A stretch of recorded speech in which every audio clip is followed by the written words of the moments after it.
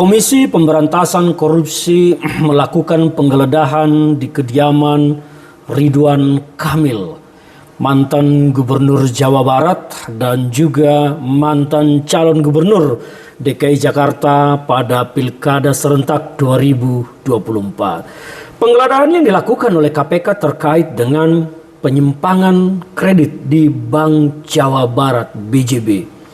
Sejauh mana keterlibatan Ridwan Kamil di dalam hal ini, saya tidak tertarik membahasnya. Saya jauh lebih tertarik membahas sejauh mana keseriusan dari Komisi Pemberantasan Korupsi menelisik perkara ini hingga menetapkan Ridwan Kamil menjadi tersangka. Ini jauh lebih penting bagi saya daripada membahas apa yang dilakukan oleh Ridwan Kamil dan sejauh mana keterlibatannya di dalam penyimpangan penyaluran kredit di Bank Jawa Barat ini. Mengapa saya begitu pesimis melihat KPK?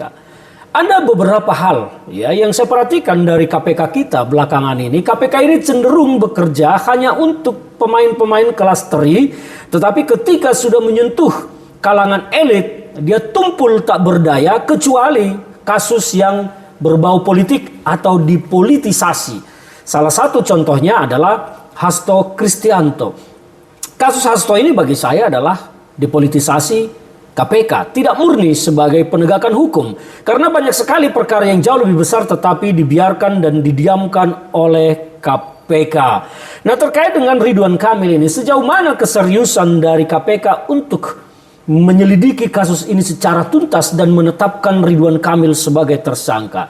Karena bagi saya ketika dilakukan penggeledahan ke kediaman, artinya KPK sudah memiliki petunjuk awal, bukti awal yang cukup untuk menindaklanjuti dan melakukan sebuah aksi hukum yang besar. Penggeledahan di rumah kediaman itu adalah sebuah aksi hukum yang tidak main-main. Ketika sudah melakukan penggeledahan artinya patut diduga di sana ada sesuatu. Mengapa diduga ada sesuatu? Karena pemilik rumah diduga kuat terlibat dalam sebuah proses perkara pidana. Itu yang harusnya dipahami. Jadi tidak main-main melakukan penggeledahan kemudian kasusnya diam begitu saja. Saya dan kita pernah melihat bagaimana KPK melakukan penggeledahan di Provinsi Jawa Timur terkait dengan dugaan korupsi di sana yang diduga melibatkan gubernur, wakil gubernur pada saat itu yaitu Khofifah. Tetapi penggeledahan yang dilakukan bahkan di ruang kerja gubernur sampai saat ini akhirnya sunyi senyap menghilang dari publik. Dan bahkan Khofifah terpilih kembali menjadi gubernur Jawa Timur. Inilah hebatnya Indonesia. Iya kan? Nah, di banyak tempat lain ada lagi kasus di Kalimantan. Paman Birin.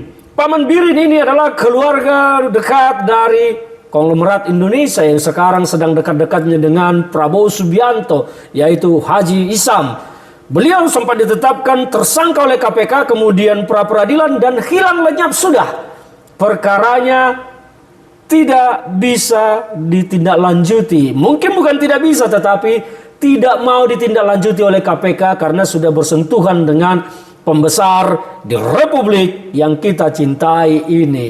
Dan banyak lagi perkara-perkara lain yang sama modelnya. Ya, digeledah, tetapi kemudian lenyap tak berbekas.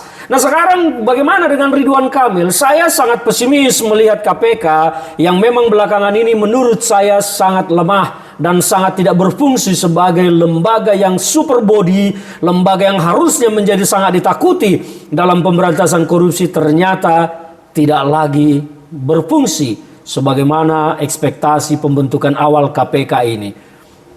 Saya meragukan sekali bahwa KPK akan menetapkan Ridwan Kamil sebagai tersangka.